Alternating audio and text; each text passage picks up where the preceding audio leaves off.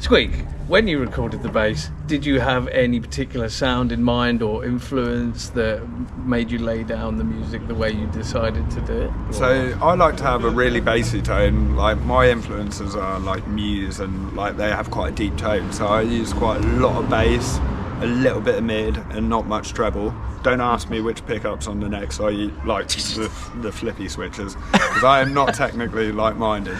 But yeah, like. It was a really deep sound, like quite bassy, so and it is really added to the song, I feel. But you use fan frets, is it? Yeah, not on this one. Not on the recording. No, on this recording. So currently I'm playing Ibanez 5-string fan fret, but when I joined the band, I bought a 5-string Ibanez, quite a cheap one, but it served a purpose for like the best part of a year, and it done the recording of this album. Well, not this album, this track. Cool.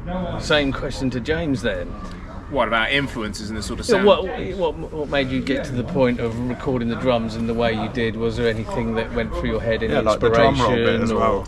That reminded me. I was quite excited to record this song because it's like I knew that this the Glass has a lot of energy to it all. I was also quite pleased because there are two rather significant sort of like section defining drum fills.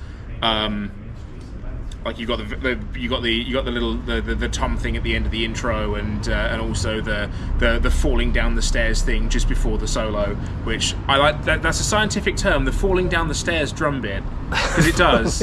It sounds like drums falling down the stairs a little bit. Yeah, David Attenborough, this is science. It's a lot of drummers that do that, but they do actually fall down the stairs. Yeah, quite literally. The venues they're playing in. Yes. It's dangerous. So, same question then to you, Camille. Okay, so I just came with that first riff as an intro, and I was just thinking what I could just put with it, and I was thinking more about your vocals, so I create that verse kind of melody. How did you manage that then? Because I hadn't even written the vocals while you did that. Pretty impressive, actually. I'm trying managing your vocals. You mean like you've got used to my style of vocals, so you think, well, I've got to give it space, or is that what you're saying? Yes, master. So yeah, and then I came with one ring with that bridge, which actually is really cool. Yeah, the whole idea of the song was literally just make something really heavy and a melody as well. So that's why the riff in a intro is quite wild and heavy, and the verse is quite nice. I really like the thing how you manage to put the vocals into the bridge between chorus and verse, so that was cool as well. And I was thinking to do something really weird on a chorus, so that's why it's like kind of a riff with disjointed kind yes. of feel to it. And just you decided, I'm just going to count the chorus in 6. So exactly.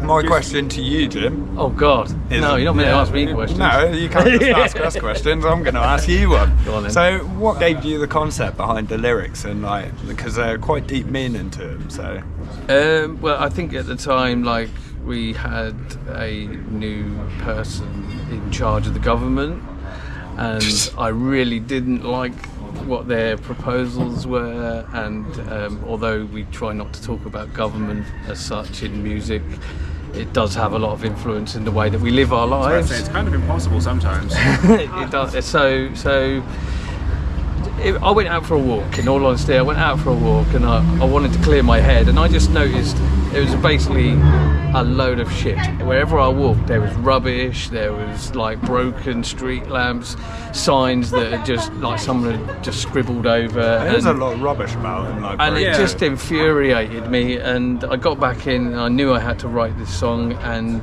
that's just what came out straight away. And it was done in just like one go. You know, I didn't have to go away and think about it anymore. That was it.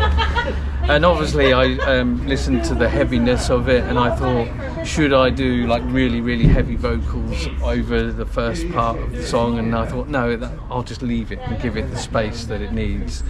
And on the clean bits, that's where it all kicks off, really, for me. And It's quite powerful. yeah. Of course. And I'm really happy with the way it turned out. The whole thing collectively is a fantastic track, and I hope you all enjoy it.